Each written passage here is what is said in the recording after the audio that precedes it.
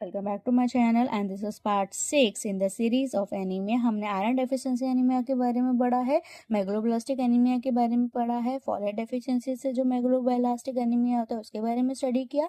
और आज हम स्टडी करने वाले हैं कि मेगलोब्लास्टिक एनीमिया जो होता है विटामिन B12 डेफिशिएंसी की वजह से।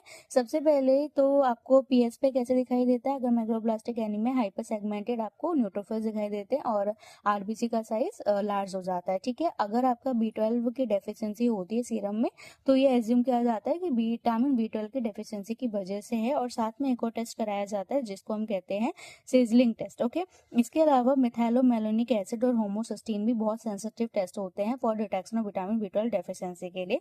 सिजलिंग टेस्ट अब ज़्यादा यूज नहीं किया जाता है, लेकिन मैं आपको एक बार समझा रही हूँ कि ये कौन सा टेस्ट होता है। इसमें ये एक ऐसा टेस्ट होता है जिससे ये फाइंड आउट किया जाता है कि कैपेसिटी क्या है आपके गैस्ट्रोइंटेस्टाइनल ट्रैक्ट की, आपके डाइजेस्टिव ट्रैक्ट की जो विटामिन B12 है उसको एब्जॉर्ब करने के। ओके, इसमें मैंने आपको पार्ट 1 ऑलरेडी बता दिया है कि सबसे पहले 0.5 से 1 microgram radio levelled vitamin B12 को दिया जाता है। सबसे पहले रेडियो लेवल विटामिन B12 दिया जाता है ओरली, फिर आपको 2 घंटे के बाद अनलेवल्ड वाले विटामिन B12 दिया जाता है, जिससे क्या होता है अनलेवल्ड वाला डिस्प्लेस कर देता है रेडियो लेवल्ड वाले विटामिन B12 को, और जो रेडियो लेवल विटामिन B12 है वो यूरिन से बाहर आ जाता है, एक्सक्रीट हो जाता है। नॉर्मल पर्सन में 7% से अगर ज़्यादा होता है तो वो नॉर्मल होता है। अगर 7% से ज़्यादा रेडियो लेवल्ड विटामिन B12 आ रही है तो वो नॉर्मल कंडीशन होता है। लेकिन अगर ये कम है, ठीक है, इसकी वैल्यू अगर कम आती है, यूरिन से कम एक्सक्रीशन हो रहा है, इसका मतलब कुछ इंटरेस्टिंग फैक्टर या स्मॉल इंटेस्टाइन का प्रॉब्लम होता है। ठीक है, अभी पार्ट 2 का परफॉर्म करते हैं। अगर आपका पार्ट 1 एबनॉर्मल है, पार्ट 1 एबनॉर्मल कैसे होगा कि कम अमाउंट में विटामिन B12 बाहर आ रहा है, ठीक है, जो रेडियो लेवल्ड था वो।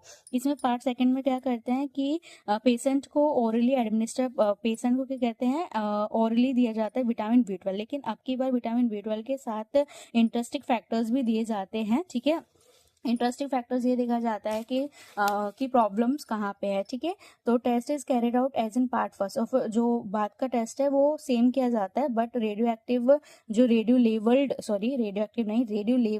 जो विटामिन B12 होते हैं उनके साथ इंटरेस्टिंग फैक्टर भी दिए जाते हैं। अगर एक्सक्रेशन नॉर्मल होता है तो इसका मतलब है कि इंटरेस्टिंग फैक्टर की कमी थी और एक्सक्रेशन रिमेन बिलो। अगर एक्सक्रेशन नॉर्मल से कम होता है तो इसका मतलब है कि स्मॉल इंटेस्टाइन में कोई प्रॉब्लम है। ठीक है, तो सिंपल ऐसा होता है कि अगर आपका नॉर्मली अगर इंटरेस्टिंग फैक्टर्स के साथ तो रेडियो लेवल्ड विटामिन B12 दिया जाता है, अगर अब कंडीशन नॉर्मल हो जाती है तो इसका मतलब है कि स्मॉल इंटेस्टाइन में प्रोबेबली कोई प्रॉब्लम होती है। अभी नेक्स्ट में हम थोड़ा